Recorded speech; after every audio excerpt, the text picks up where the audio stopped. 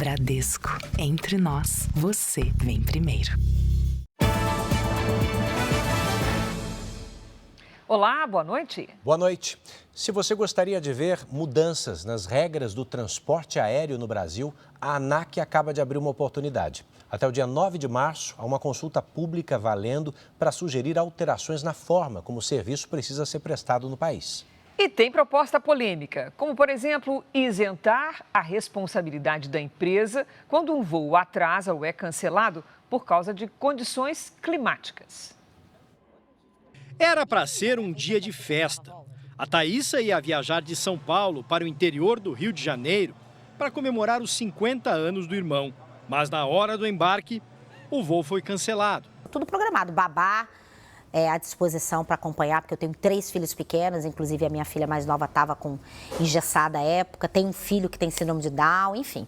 Tudo organizado, como tem que ser, né? Ela não viajou, perdeu a festa do irmão e cobrou na justiça uma indenização. A companhia aérea recorreu.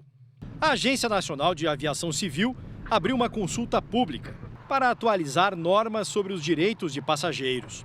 Uma das propostas é isentar a responsabilidade das empresas quando condições climáticas ou problemas operacionais em aeroportos impedirem ou atrasarem os voos. É o que já prevê o Código Brasileiro de Aeronáutica, mas o entendimento no Código do Consumidor pode ser outro. Do ponto de vista do consumidor, mesmo que seja uma circunstância externa à atividade da empresa, o CDC diz que a responsabilidade é objetiva, né? Então, a empresa vai ter que responder porque o consumidor não pode ficar prejudicado. O recurso de uma companhia aérea na ação movida por um passageiro levou a discussão ao Supremo Tribunal Federal. Em novembro do ano passado, o ministro Dias Toffoli suspendeu todos os processos sobre atrasos e cancelamentos de voos, até a decisão do caso, que vai definir se as sentenças devem se basear no Código de Defesa do Consumidor ou no Código Brasileiro de Aeronáutica. Eu acho que qualquer ser humano tem que ser respeitado e nesse dia eu vi o desrespeito contra as pessoas. Defesa Civil emite alerta severo e temporal alaga a cidade da Grande São Paulo.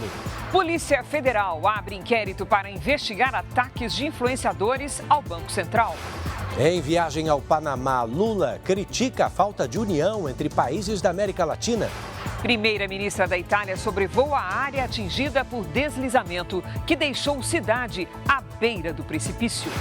E no futebol, a bola vai rolar no Campeonato Brasileiro. Você acompanha Fluminense e Grêmio, direto do Maracanã.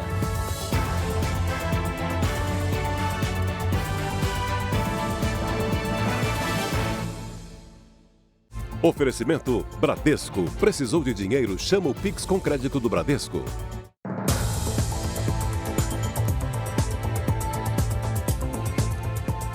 Em Goiás, o síndico do prédio e o filho dele foram presos, suspeitos de participar da morte da corretora de imóveis que estava desaparecida desde dezembro. 42 dias depois, o mistério terminou. Daiane Alves de Souza, de 43 anos, foi assassinada. De raiva, de alívio, de dor, de revolta. Ainda não sei qual que é o sentimento, eu acho que todos ao mesmo tempo. A corretora de imóveis foi vista pela última vez no condomínio onde morava, em Caldas Novas. Ela aparece no elevador seguindo para o subsolo para tentar religar a energia do apartamento dela. Daiane teria sido morta logo depois pelo síndico do prédio. Só diz que eles tiveram esse atrito quando ela sai do elevador. Ali exatamente onde estava ali a caixa disjuntor da energia. E aí aconteceu tudo e ele acabou levando o corpo, desovando. O síndico Kleber Oliveira teve a prisão decretada. O filho dele, Maicon de Oliveira, também foi preso. A investigação apontou que ele ajudou o pai a desaparecer com provas do crime, inclusive com as imagens do circuito de segurança. Hoje, Kleber indicou o local onde o corpo de Daiane estava, uma mata a 15 quilômetros do condomínio. O corpo foi encontrado com as mesmas roupas que Daiane usava no dia do desaparecimento, mas por estar em estágio avançado de decomposição, foi trazido para o Instituto Médico Legal de Goiânia. Exames devem atestar a identidade e a causa da morte. Pai e filho também foram trazidos para a capital. A defesa vai entrar com um pedido de habeas corpus. O Sr. Kleber sempre se mostrou colaborativo. E se o objetivo desse mandado era colher informações em relação ao Sr. Kleber, bastava que fosse feita uma intimação prévia. O prédio onde o crime aconteceu foi pichado por moradores. A mãe da corretora também se revoltou ao saber da morte da filha. 3 meses depois de sobreviver a um tiro de fuzil, o delegado Bernardo Leal voltou ao trabalho hoje no Rio de Janeiro. Ao chegar à cidade da polícia, o delegado foi recebido com um corredor de aplausos. 3 meses atrás, ele foi baleado na mega operação dos complexos da Penha e do Alemão. Bernardo foi carregado pelos colegas em meio ao tiroteio. Quando chegou ao hospital, tinha pouquíssima chance de sobreviver. Passou por 9 cirurgias e teve uma das pernas amputada. Realizado de poder voltar a trabalhar e estar aqui com as pessoas que eu gosto, que eu amo, e o trabalho continua. Um cachorro de rua foi baleado por um policial militar em Campo Bom, região metropolitana de Porto Alegre. Tudo aconteceu durante uma abordagem. Imagens de uma câmera de monitoramento mostram quando moradores que estavam em frente a uma casa são surpreendidos por agentes armados. Os militares usam spray de pimenta para afastar as pessoas. Um cachorro que foi adotado pelos moradores da rua leva um tiro com bala de borracha. A Brigada Militar disse que houve resistência e desacato durante a abordagem e que o cão teria mordido uma policial feminina. Vizinhos contestam a versão. O cachorro não tinha dente, era um cachorro dócil, não incomodava ninguém na vizinhança. Ações truculentas em serviço atribuídas a policiais da Brigada Militar são investigadas pela Justiça Militar. Hoje à tarde, 2 soldados tiveram negado o pedido de progressão ao regime semiaberto. Eles estão detidos há quase 6 meses pelos crimes de tortura, invasão de domicílio e cárcere privado. O caso ocorreu em Porto Alegre em agosto do ano passado. Áudios captados pela câmera corporal de um dos policiais revelam as ameaças. As crianças vão sofrer, tu vai sofrer, vai ficar ruim para todo mundo. No caso da abordagem em Campo Bom, o animal foi internado numa clínica veterinária e está fora de perigo. Um forte temporal provocou estragos e colocou São Paulo em alerta severo no meio da tarde de hoje. A cidade de Suzano, na região metropolitana, foi uma das mais atingidas. O temporal chegou com ventos fortes e granizo. Córregos transbordaram e ruas ficaram alagadas. A enxurrada também invadiu casas e comércios. Famílias ficaram ilhadas. Pedestres andaram em fila para atravessar um trecho alagado de uma avenida central. Em outros pontos da cidade, moradores usaram caiaque para se locomover. A água subiu rápido, deixou carros submersos, paralisou o trânsito. Os bombeiros usaram botes para resgatar moradores. Na capital, os transtornos se concentraram na Zona Leste, onde diversas casas foram invadidas pela água. Mais de 15 mil imóveis ficaram sem luz. O calor e a chuva forte marcam a quinta-feira em grande parte do Brasil. Hora de conversar com a Lidiane Sayuri. Oi, Lid, boa noite. Temos algum alerta? Oi, Cris. Sim, um ciclone subtropical está chegando. Boa noite a você, Edu, boa noite. E uma boa noite para você que está com a gente. A partir de amanhã, as chuvas ganham força no Sudeste e em parte do Sul. Em Brasília, pancadas de chuva à tarde e à noite, máxima de 29 graus. São Paulo vai ter mais um dia abafado, com 32 graus e chuva pesada à tarde. Em Macapá, pancadas de manhã e tempo firme à noite, faz 29. O ciclone subtropical se forma no oceano próximo ao sul e sudeste. As imagens de satélite mostram muita nebulosidade pelo país. Amanhã, a chuva avança no sudeste, sul e em áreas do centro-oeste. O volume de água deve ser maior em São Paulo, sul de Minas Gerais e Rio de Janeiro. No sul, dia marcado por temporais localizados com raios e ventos de até 80 km por hora. No centro-oeste, previsão de pancadas frequentes em Mato Grosso e Mato Grosso do Sul. No norte, mais um dia de chuva forte. No nordeste, chuva concentrada na faixa litorânea.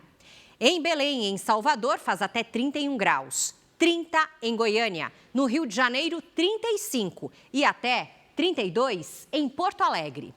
Tempo Delivery. O Aires é de Uruaçu, Goiás. Boa noite, Aires. Na quinta, o sol aparece e chove rápido à tarde e à noite. Sexta nublada, com chuva logo cedo. No sábado, o sol volta tímido e a chuva marca presença. Máximas entre 28 e 29 graus. Participe do nosso Tempo Delivery com a hashtag #VocênoJR nas redes sociais. Edu, Cris. Obrigado. Portugal foi atingido por tempestades e vendavais que derrubaram árvores e provocaram um apagão em parte do país. 5 pessoas morreram. Em Figueira da Foz, a 190 quilômetros de Lisboa, o vento derrubou esta roda gigante. Não havia visitantes no parque. Carros foram atingidos por pedaços de tijolos, telhas e outros materiais que foram levados pelo vendaval. Estes dois edifícios aqui também não têm telhado e começou a chover água dentro da sala. As rajadas de vento chegaram a 140 quilômetros por hora. Derrubaram árvores, postes e estruturas. Fiquei muito assustada. A Defesa Civil, que aqui é chamada de Proteção Civil, registrou quase 4.000 ocorrências. Os ventos fortes derrubaram árvores e postes de energia, deixando 850 mil portugueses sem luz.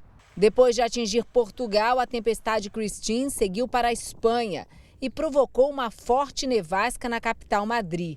A neve causou transtornos no trânsito, com motoristas pouco acostumados a esse tipo de fenômeno na região. Já na Itália, a primeira-ministra Giorgia Meloni sobrevoou hoje a região atingida por um deslizamento de terra que deixou casas sem chão na Sicília. Meloni foi ver de perto os imóveis que ficaram à beira do precipício depois que fortes chuvas atingiram o sul da Itália no último domingo. A premier declarou o estado de emergência.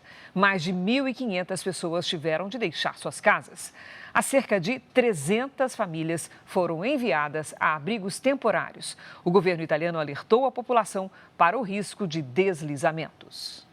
A Agência Federal de Aviação dos Estados Unidos investiga o caso de um avião que fez um pouso de barriga depois de uma falha mecânica. Foi no Texas. Você vai ver que no momento da aterrissagem, a gente consegue enxergar fumaça enquanto o avião desliza pelo solo. A aeronave era usada para operações da NASA. A Agência Espacial Americana informou que um problema mecânico impediu o funcionamento do trem de pouso.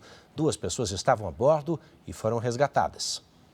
O presidente Lula criticou hoje a falta de união dos países latino-americanos. Ele participou de um fórum econômico no Panamá. Nos discursos e nas reuniões, a atuação militar dos Estados Unidos no Caribe e na Venezuela esteve sempre presente. Lula não citou diretamente a Venezuela nem os Estados Unidos, mas defendeu a diplomacia. Guiado pelo pragmatismo, podemos superar divergências ideológicas e construir parcerias sólidas e positivas dentro e fora da região. Essa é a única doutrina que nos convém. Seguir divididos nos torna todos mais frágeis. O evento econômico virou palco de recados geopolíticos de chefes de Estado e de governo. Lula criticou a falta de união entre os países e a incapacidade de se posicionarem juntos contra movimentos internacionais na região.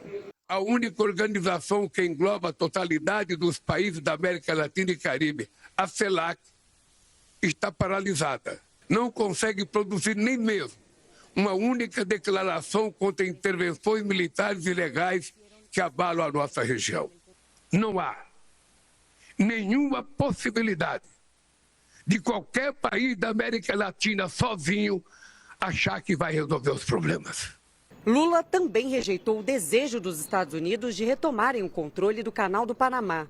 O Brasil defende a neutralidade do Canal do Panamá. Antes de retornar a Brasília, Lula e ministros do governo assinaram na sede do governo panamenho acordos para agilizar o comércio entre os dois países.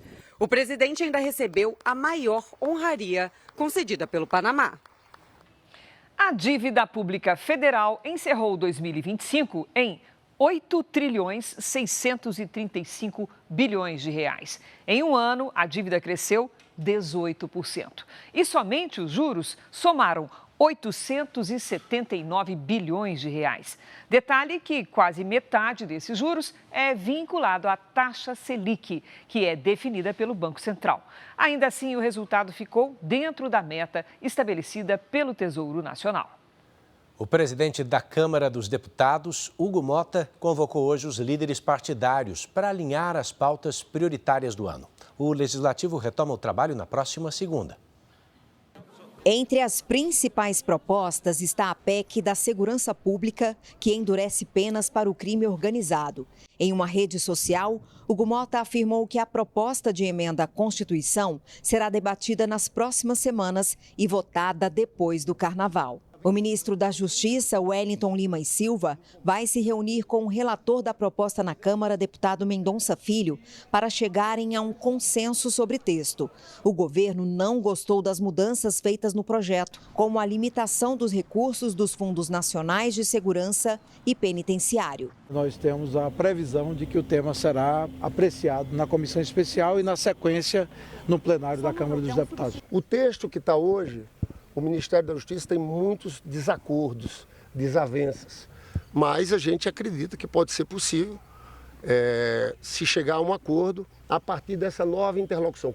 Para a primeira semana, já estão pautadas na Câmara 2 matérias do governo. A medida provisória do Gás do Povo, que amplia o acesso ao gás de cozinha para famílias de baixa renda, e o projeto de lei que cria o Instituto Federal do Sertão Paraibano, com sede em Patos, na Paraíba, berço político de Hugo Mota. Com custo estimado em mais de 9 milhões de reais, a ideia é ampliar a oferta ao ensino técnico e tecnológico na região. O Planalto anunciou hoje que vai enviar o acordo entre Mercosul e União Europeia para o Congresso, já na semana que vem. Para entrar em vigor, o texto tem de ser aprovado por deputados e senadores. A expectativa é que a aprovação aconteça ainda no primeiro semestre. As votações deste ano no Congresso terão prazos mais curtos por causa das eleições. A PEC da Segurança, o projeto contra o crime organizado e o fim da escala 6x1 também estão entre as prioridades do Planalto.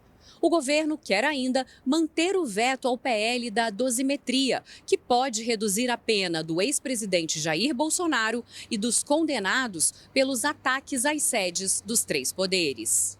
A ministra de Relações Institucionais disse hoje a jornalistas que o governo também não pretende interferir em uma eventual abertura de CPI para investigar o caso Master. E ainda defendeu o ex-ministro da Justiça e Segurança Pública. Antes de assumir a pasta, Ricardo Lewandowski prestou consultoria ao banco. Quando o presidente Lula convidou o ministro Lewandowski, ele sabia que o ministro tinha contratos privados. E o ministro informou que ia cumprir a lei e desvencilhar-se de todos os contratos, o que fez. Não há problema, irregularidade nenhuma, crime nenhum ele ter contrato de consultoria. Gleisi anunciou que vai deixar o governo no fim de março e que até abril, cerca de 20 outros ministros devem deixar os cargos para se candidatarem nas eleições. O Exército autorizou que o tenente-coronel Mauro Cid passe para a reserva. O ex-ajudante de ordens do ex-presidente Jair Bolsonaro foi sentenciado a 2 anos de reclusão, a menor pena entre os condenados pela tentativa de golpe de Estado. Cid foi delator no processo e, segundo a defesa, não havia mais condições para ele continuar na vida militar. A Polícia Federal abriu inquérito sobre a suposta contratação de influenciadores para criticar a atuação do Banco Central na liquidação do Banco Master. A investigação foi autorizada pelo ministro Dias Toffoli, do Supremo Tribunal Federal. O banco, você sabe, é investigado por suspeita de fraude financeira.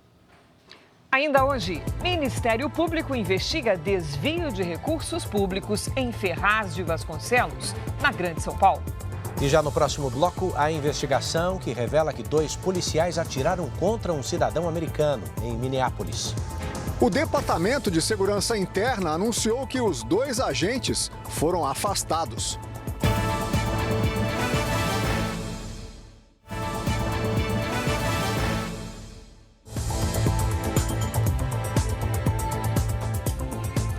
Estão afastados do cargo os 2 agentes de imigração envolvidos na morte de um enfermeiro americano. A porta-voz do Departamento de Segurança Interna, Tricia McLaughlin, disse que os 2 agentes estão de licença administrativa. Eles não tiveram a identidade revelada. A investigação do governo americano confirmou que eles atiraram contra o enfermeiro Alex Pretty, de 37 anos, durante um protesto em Minnesota. O conselheiro do Departamento de Segurança Interna, Stephen Miller, disse que os agentes não seguiram o protocolo de ações. Durante a tarde, a procuradora-geral, Pam Bondi, anunciou que 16 manifestantes foram presos em Minnesota por agredirem agentes federais. Jacob Frey, o prefeito da cidade de Minneapolis, afirmou hoje que não vai seguir as leis federais de imigração. Em resposta, o presidente Donald Trump disse que a declaração é uma violação gravíssima da lei e que Jacob está brincando com fogo. Ontem à noite, a congressista democrata Ilhan Omar foi atacada durante uma reunião pública sobre o caso no mesmo estado. Um homem jogou vinagre contra a parlamentar. Ela não se feriu e o agressor foi preso. O Banco Central dos Estados Unidos interrompeu uma série de cortes e manteve a taxa básica de juros. A taxa de referência dos juros nos Estados Unidos foi mantida hoje entre 3,5% e 3,75% ao ano. A decisão interrompe a sequência de 3 cortes realizados em 2025. A economia dos Estados Unidos cresceu no ano passado e começa 2026 estável, afirmou Jerome Powell, o presidente do Banco Central. A manutenção dos juros chega depois da primeira queda na taxa de desemprego desde junho. Para o Banco Central americano, tem o objetivo de conter a inflação, que ainda está acima da meta estipulada pelo próprio órgão. Desde que voltou à Casa Branca, o presidente Donald Trump acusa Jerome Powell de demorar demais para reduzir os juros. Faz parte dessa pressão o processo aberto pelo Departamento de Justiça para investigar os gastos bilionários em reformas nos prédios do Banco Central. O mandato de Jerome Powell termina em maio e Trump deve anunciar em breve o substituto. Hoje, o presidente participou de um encontro com executivos para promover um programa voltado ao futuro financeiro das crianças americanas. A proposta do governo é depositar $1.000, o equivalente a mais de R$5 mil, para cada bebê nascido entre 2025 e 2028. E por aqui, o Comitê de Política Monetária do Banco Central fez hoje a primeira reunião do ano, mantendo a taxa básica de juros em 15% ao ano. A decisão foi unânime. A Selic mede os juros básicos do país e pela 5ª vez seguida foi mantida no mesmíssimo patamar, o maior em 20 anos. De volta aos Estados Unidos, o secretário de Estado americano afirmou que as relações do país com a Venezuela progrediram depois da captura de Nicolás Maduro. Em audiência no Senado, Marco Rubio afirmou que o governo americano fez várias tentativas para que Nicolás Maduro se entregasse. O ditador, capturado pelas tropas americanas, enfrenta 4 acusações nos Estados Unidos, entre elas a de narcoterrorismo. Rubio também disse que os novos líderes da Venezuela estão estreitando as relações com os Estados Unidos. O secretário de Estado afirmou ainda que a maior parte da venda da primeira remessa de petróleo ficou com a Venezuela e que o restante está numa conta que ele não especificou. Israel enterrou hoje o corpo do último refém resgatado na faixa de Gaza. Centenas de pessoas acompanharam o funeral de Hang Vili, no sul do país. O policial estava de folga e foi um dos 1.200 mortos no ataque do grupo terrorista Hamas contra Israel em 7 de outubro de 2023. O primeiro-ministro Benjamin Netanyahu afirmou que a cerimônia encerra um capítulo doloroso da história de Israel. Veja a seguir, criminosos usam sacola que bloqueia alarme de lojas para furtar produtos. E daqui a pouco tem Fluminense e Grêmio, na estreia do Brasileirão, aqui na Record. O tricolor carioca chega animado pela vitória no Fla-Flu. Já o gaúcho, pressionado após a derrota para o maior rival.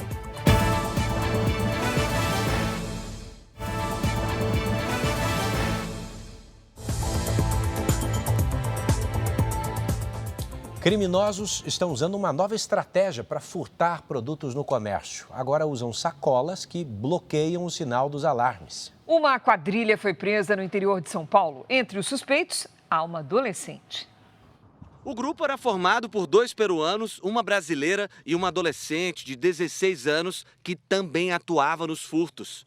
Foram encontradas mais de 1.000 mercadorias furtadas, entre roupas, bolsas, perfumes e outros produtos. O material foi avaliado em R$18 mil. Eles também estavam com R$1.500 em dinheiro e celulares. As sacolas que o grupo usava eram adaptadas, com papel metálico colado com fita adesiva para burlar os sistemas de alarme das lojas. No interior dessa sacola, uma outra que era preparada para bloquear os sensores das lojas, o que permitia eles adentrarem, subtraírem e saírem das lojas sem serem notados.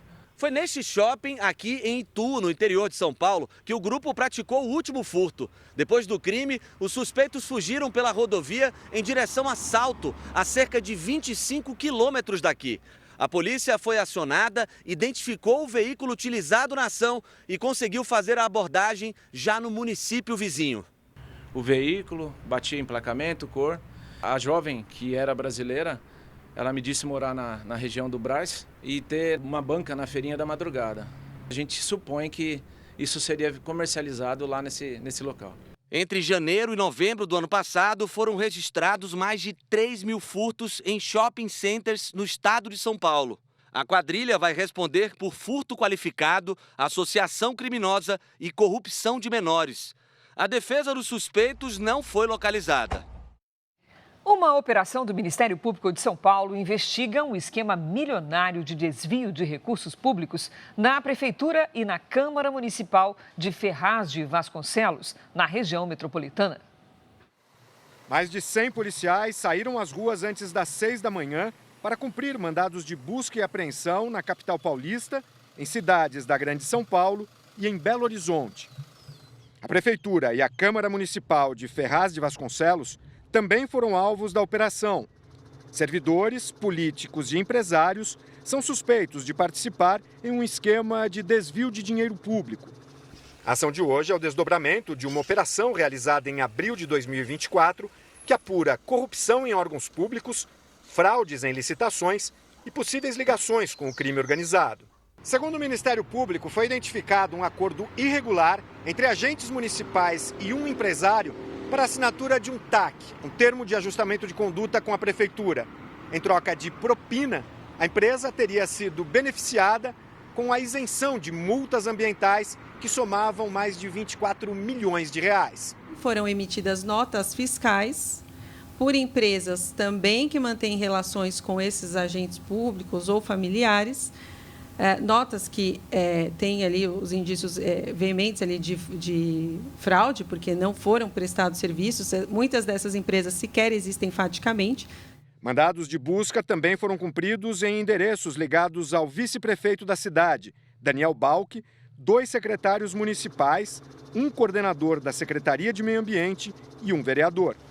A Prefeitura de Ferraz de Vasconcelos informou que colabora com as investigações e não compactua com o esquema. Procuramos o vice-prefeito e a Câmara dos Vereadores, mas não houve resposta.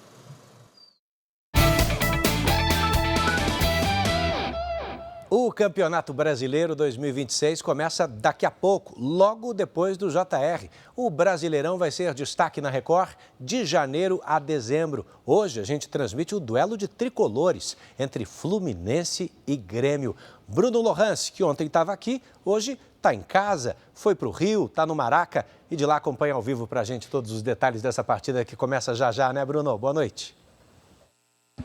Pois é, Edu, boa noite para você, para a Cris, para todo mundo que acompanha o JR. É hora de iniciarmos o Brasileirão 2026 num palco especialíssimo, né? Afinal de contas, o Maracanã tem tanta história dentro do futebol brasileiro e vamos ter um encontro entre Fluminense e Grêmio. Times que, somados, têm 6 títulos nacionais.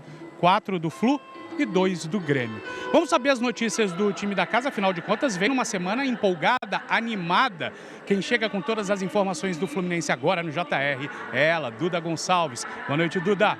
Boa noite, Bruno. O Fluminense tem força máxima para a estreia no Brasileirão. Serão 4 mudanças em relação à equipe que venceu o Flamengo no final de semana. Samuel Xavier, René, Martinelli e Lúcio Acosta voltam ao time titular.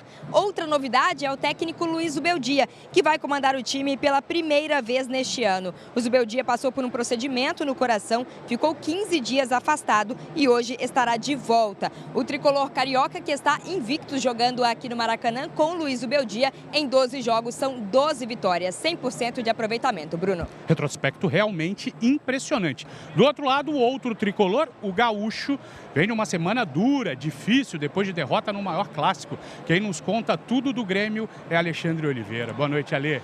Fala, Bruno, tudo bem? Boa noite para você, boa noite a todos. Até por isso, né? O Grêmio estreia no Campeonato Brasileiro, mas já nessa primeira rodada pressionado porque perdeu o Grenal por 4-2. Hoje o time precisa dar uma boa resposta para os torcedores aqui no Maracanã e pode aproveitar e quebrar um pequeno tabu, né? Porque o Grêmio não vence o Fluminense aqui no Rio desde 2023. Gustavo Martins, que quebrou 2 dentes na penúltima rodada do Campeonato Gaúcho, volta a ser titular na zaga, mas não vai ser a única alteração. O técnico Luiz Castro promove outras 3, ou seja, 4. Sinal do que a derrota no Grenal machucou o time, né, Bruno? Ainda ecoa pelos corredores dos vestiários do Grêmio. Agora a gente muda, sai daqui do Maracanã, mas continua falando sobre um time carioca. Afinal de contas, o Flamengo fechou a contratação de Lucas Paquetá. Agora, o jogador mais caro na história do futebol brasileiro. Depois de 3 temporadas na Inglaterra, o meio-campo foi anunciado pelo Flamengo nas redes sociais. Queria dizer que eu estou muito feliz de estar podendo voltar para casa.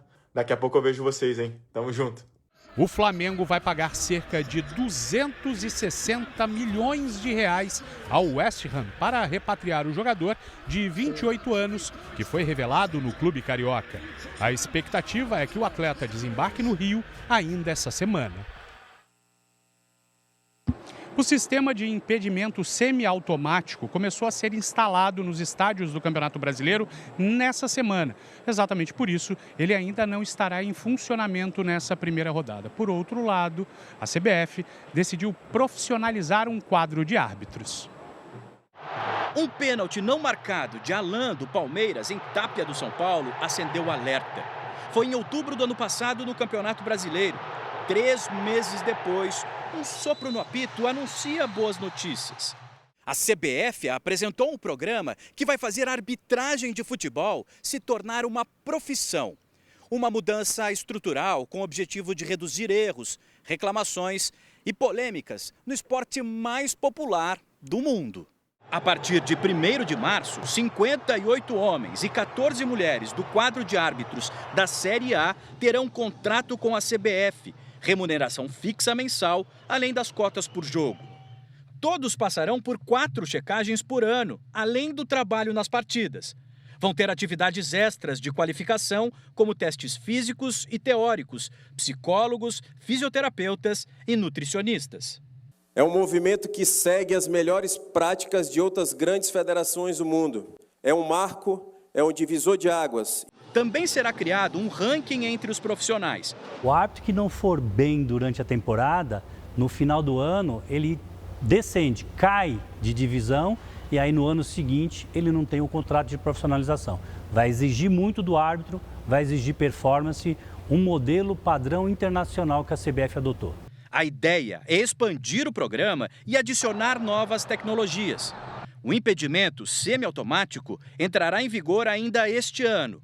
Há uma máxima no futebol que diz que árbitro bom é o árbitro que passa despercebido. Dentro de campo pode até ser, mas fora de campo, nunca mais. Então eu volto daqui a pouquinho na transmissão de Fluminense e Grêmio na Record, R7 e Record Plus. Cris, Edu. Jogaço naquele calorão que a gente gosta. Obrigado, Bruno. À 00:30 tem mais uma edição do JR. As reportagens de hoje estão no Record Plus e em todas as nossas plataformas digitais. A programação da Record também está ao vivo e de graça no Record Plus. Agora a bola vai rolar no Brasileirão. Tem duelo de tricolores no Maracanã, Fluminense e Grêmio. E logo depois da novela Mãe, tem Chamas do Destino. Ótima noite para você. Boa noite e bom jogo.